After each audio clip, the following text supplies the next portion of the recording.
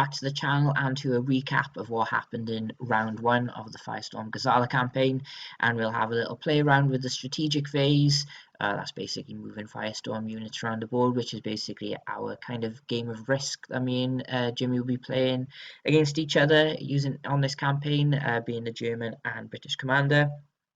So we'll have a look at how the round has ended, what battles have been fought, and then Jimmy's strategic moves, my strategic moves, and then we'll just talk about what's going to happen for round 2. Before we have a little recap of the campaign, I'd give a shout out to Firestorm Games. So if you click the link in the description, it'll take you straight through to their website where you can purchase any of the items from Bolt Action, Team Yankee, Flames of War, and many other wargaming's terrain and card games and board games. They have excellent customer service, they're fast and reliable, and by clicking my link, it'll help support me and my channel. And keep a lookout on the events page for upcoming Battlefront events. Okay, so only 4 battles in round 1 for the campaign.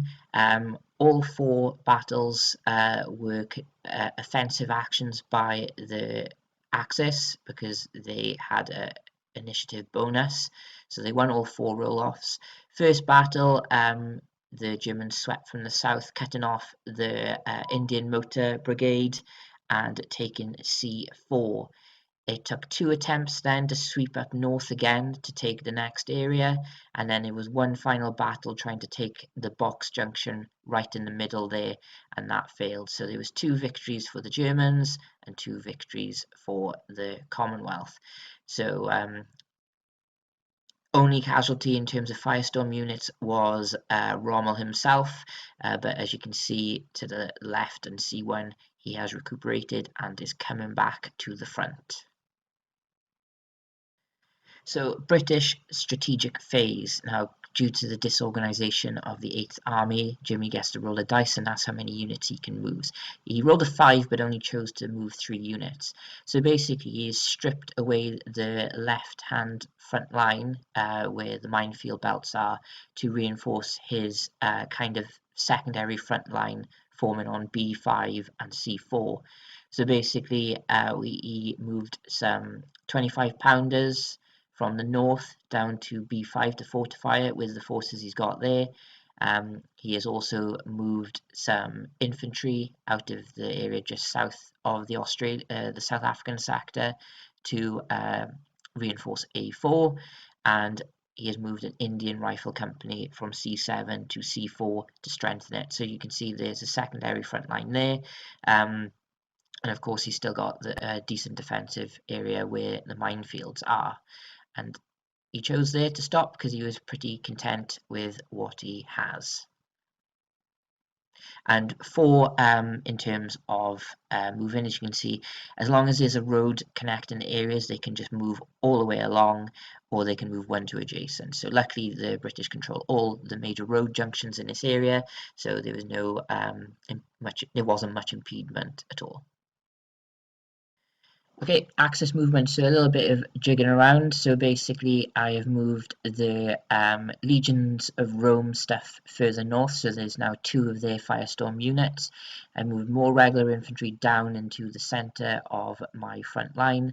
Rommel also moved there, as well as a unit of Africa Rifles.